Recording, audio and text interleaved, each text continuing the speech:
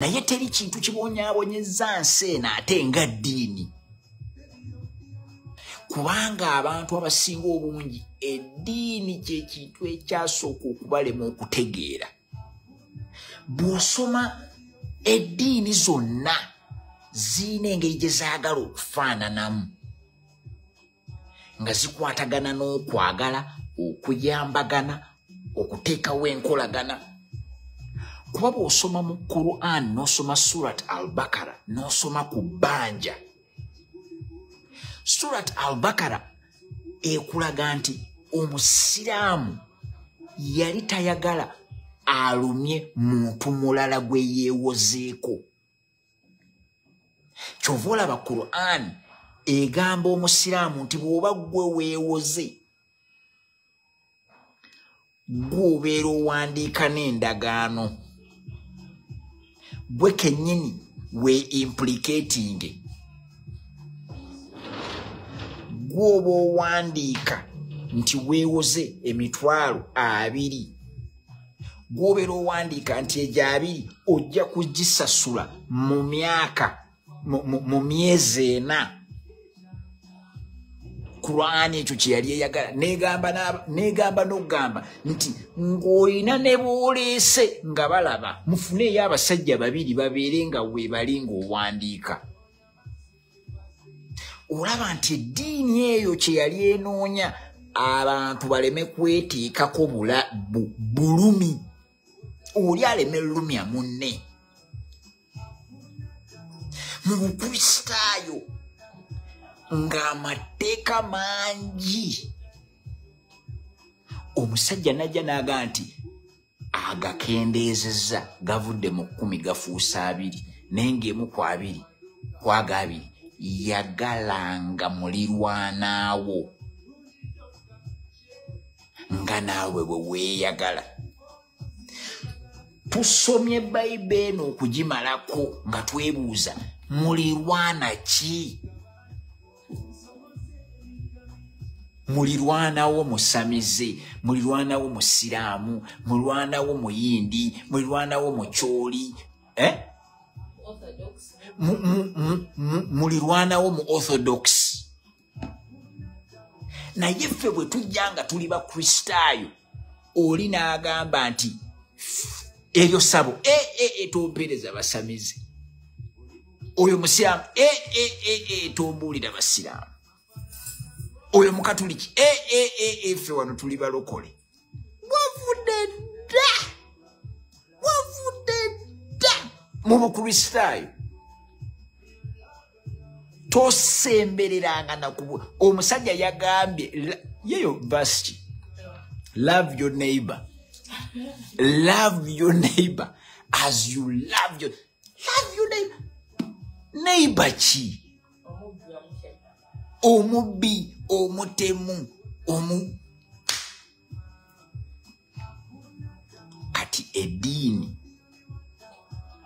olw'okuba etulemye okutegeera, abavaayo nga bagitegeera bakoze chaos mu bulamu. Naye nga muno mulimu vaasi gye njagala obbasomerako egenda okubabuulira eddiini gye baagala tubeeremu. Eddiini eyo evaasi eri mu James,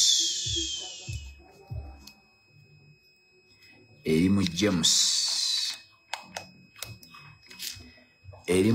1:27. James 1:27. James ye yandibadde Yakobo.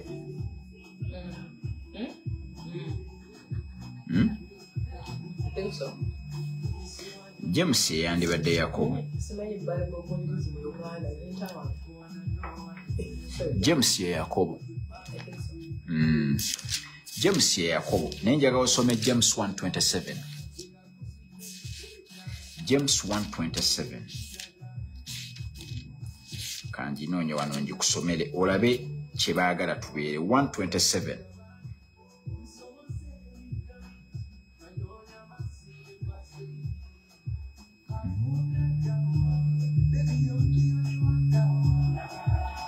Mukwana abali ku TikTok, crossover to Facebook, YouTube Bocheraba.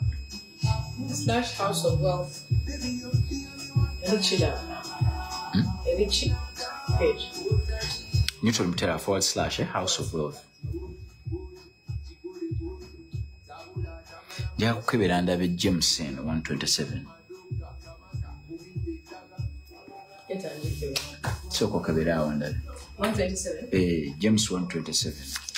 Indako. Eri ku page 227. 227.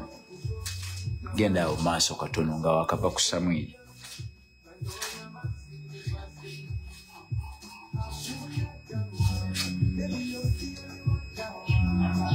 Ojifunye? Page 227. 277. Until the New Testament. Same point. Page 277.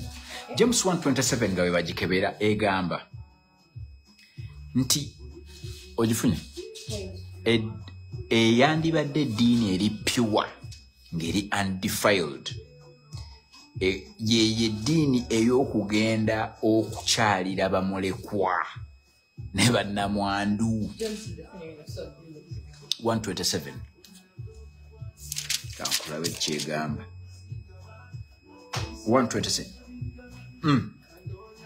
What God the Father considers to be pure and genuine religion is this: to take care of orphans and widows in their suffering and to keep oneself from being corrupted by the world. My goodness. Edini ojiwulide.